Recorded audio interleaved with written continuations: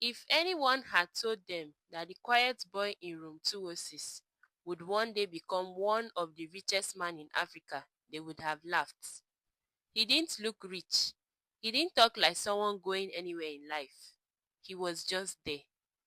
Every day, he would sit on his bed with a small notebook in his hand, scribing things no one cared to ask about. He hardly spoke, and when he did, it was almost a whisper. His clothes were plain, his shoes were worn out, and sometimes he would owe the bread seller for days. His name was Nnamdi, and even though he slept in the same room with them, it was like he didn't exist. But you see, this is how the world works. Sometimes it's the person no one pays attention to that ends up becoming the one that they will all remember. This is the story of how a quiet, broke student became the billionaire CEO the world never saw coming. It all began in a dusty little university, a town tucked between red clay hills and old mango trees. It was a kind of place where the rain left puddles in every corner and the breeze always carried the smell of roasted corn, diesel fumes, and dreams trying to survive. In that old town stood an old hostel, a three-story building with cracked walls, broken windows, and the kind of noisy ceiling fan that spun like they were chasing their own tails. The building was called Glory Lodge, but if you saw it with your own eyes, you would wonder where all the glory had gone. Now, in room 206 of Glory Lodge, there was a student named Chuka. He was like many young men, struggling, serious, and full of dreams that didn't always fill into his pockets. Chuka sold thrift clothes on weekends. He washed cars sometimes and even cooked beans and bread in the evening for other students just to make small change. He didn't come from wealth, but he came from willpower.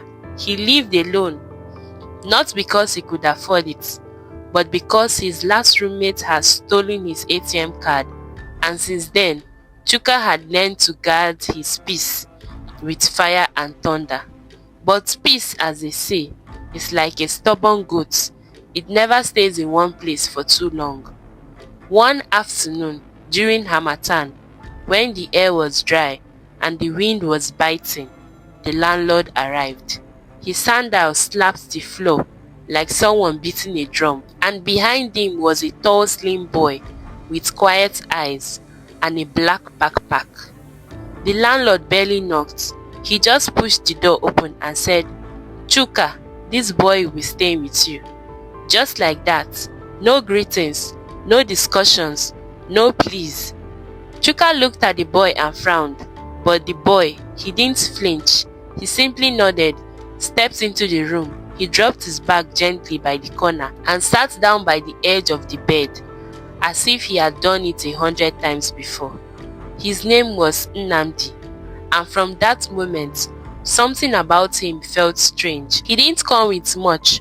No mattress, no pot, no water flask, just the bag and a small backpack that he locked carefully and slid under the bed.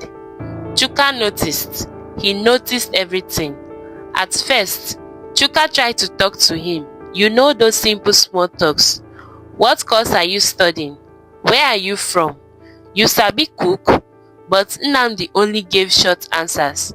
Yes, no, maybe. It wasn't rudeness, it was something else. Like he was focused on something invincible. By the second day, Chuka noticed something odd. Nnamdi would wake up before dawn, sweep the entire room, wipe his laptop with a clean white cloth, and sit with his leg crossed on his phone. And then for hours, hours upon hours, he would stare at his laptop screen, typing silently, only pausing to sip from a bottle of warm water. He never played music. He never laughed at memes. He never joined anyone at the canteen downstairs. If you entered the room at noon, he was typing. If you returned at midnight, he was still typing. Sometimes, Chuka would pretend to be sleeping just to peep and see what Nnamdi was doing. All he could see were strange words on the screen. Codes, charts, spreadsheets, and things that looked like puzzle from another world. One day, Chuka couldn't take it anymore. He asked, "Guy, what are you exactly doing on that laptop?" Nnamdi turned, smiled gently and said, "I am building something." "Building what?" Chuka asked, but Nnamdi only said, "You will see." And he went back to typing. As the weeks passed, rumors started spreading in the hostel. Some said Nnamdi was a hacker. Some said he was doing online fraud. Others said maybe he was just mad. After all, what kind of student sits on a mattress all day staring at a screen? But Nnamdi did not seem to care. He lived simply. He ate twice a day. Always plain indomie, no pepper. He used the same two shirts over and over again. He had no friends, no girlfriends, not even a WhatsApp status, and yet there was something about him. A kind of peace, a kind of purpose, a silence that made you want to listen even when he wasn't speaking. One night, during a power outrage, Chuka entered the room to find Nnamdi using a solar lamp, still typing. "Guy, you know the rest?" Chuka asked. Nnamdi looked up and said, "Rest is expensive." "Na money you go use buy am?" Nnamdi chuckled quietly. "No, time." Chuka didn't understand, not yet. But the truth was, Nnamdi was not ordinary, not even close. While the world slept, he worked. While others laughed, he planned. While people were waiting for the semester to end, Nnamdi was waiting for his product to be launched. He wasn't living like a student. He was living like a man on a mission, and soon, that mission will begin to shake the earth. It started small, like all great storms do. One evening, after weeks of long silences, Nnamdi made a phone call that changed the air in the entire room. He didn't use his regular voice. No, that night he spoke like a man on a stage, full of confidence, vision, and strange words that Chuka didn't understand. "We are ready for deployment. The mobile version is stable," Nnamdi said. "We've onboarded 500 testers from 5 states. The feedback is solid. No, I am not applying for a job. I am building the future." Then silence. He ended the call, closed his laptop, and looked at the wall, deep in thoughts, like someone who had just spoke to destiny itself. That night, Chuka didn't ask questions. He simply turned off the lights, but his eyes stayed open for a long time. By the next day, Nnamdi was gone, just like that. No long speech, no hug, no "thank you for hosting me." Just a handwritten note on the table. "Thank you for your space. I will make it count." And beneath it, a simple logo, a small mountain with the sun rising behind it. That was it. A long time after that, life returned to normal, or at least what people call normal. Chuka continued his hustle. He sold more shirts. He cooked more beans. He sat through boring lectures. He struggled to stay afloat. Sometimes he would wonder about Nnamdi, where he went, what he was building. But the world moved fast, and bills did not wait for thoughts. Then, one afternoon, everything changed. It was a hot Thursday. Nnamdi had just come back from a long day under the sun. His skin was tired. His throat was dry. He was scrolling through his phone lazily when he saw it. A headline. A bright, shiny, unbelievable headline. A young Nigerian startup raises $1.5 million to transform financial assets in West Africa. He blinked, and then he saw the picture under the headline. His heart paused. There he was, the same slim figure, that same quiet face, Nnamdi. By this time, he wasn't wearing his usual 2 shirts. No, he was dressed sharp. A tailored black suit, white shirt, no tie, confident eyes looking straight into the camera. like he knew the world was watching. Chuka sat up slowly. He read the headline again. Young Nigerian startup raises $1.5 million to transform financial assets in West Africa.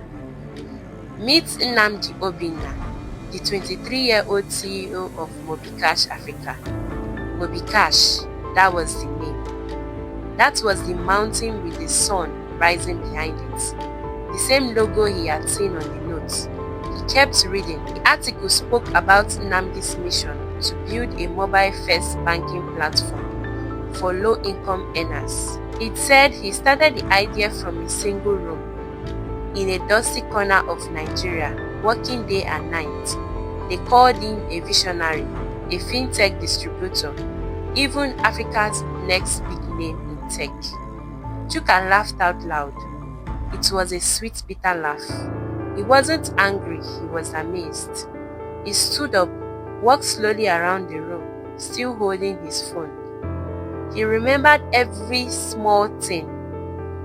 The Indomie with no pepper, the locked black box, the quiet smile. All those times they joked that Nnamdi was mad. The boy was not mad, he was focused. Word began to spread quickly. Students in the hostel who once ignored Nnamdi now claimed they knew him well. One guy said, na me and Nnamdi been dey chop suya together now. Another girl said, he toasted me once but I no answer. I no even sabi say na lies. Most of them never spoke to him. Most of them laughed when he passed, but now they wanted to associate with greatness. That's how humans are.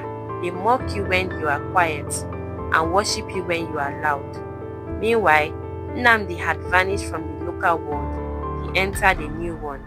He was featured on international blogs, invited to speak at youth events.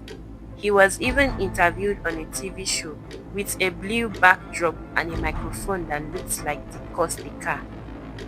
But Nnamdi, who appeared on the screen, he was still quiet, still calm, still carried the same peaceful look. When the host asked him, how did you build a startup with no office, no funding, and no team? He simply said, you don't need noise to build something great, just purpose, pain, and patience. Chuka watched the interview 3 times, and after the 3rd time, he sat back and whispered, I shared a room with a billionaire seed, and I didn't even water it. But let me pause here, my friend. You see, there is something important you need to understand. Nnamdi did not become a billionaire overnight. No, that story on the internet, that was the fruit. Now let me take you back to where the real roots were growing under the surface. Because behind that $1.5 million headline was a boy who once cried silently into his pillow. A boy who once starved for 2 days because he refused to touch the money that was meant for his project. A boy who once coded with candlelight, sweating, tired, and invincible. Yes, let me tell you what nobody saw. During the early months in that tiny room, while Chuka was busy trying to survive, Nnamdi was trying to build. He didn't sleep because he was addicted to work. He didn't sleep because time was too expensive. Every hour he rested felt like an hour stolen from the future.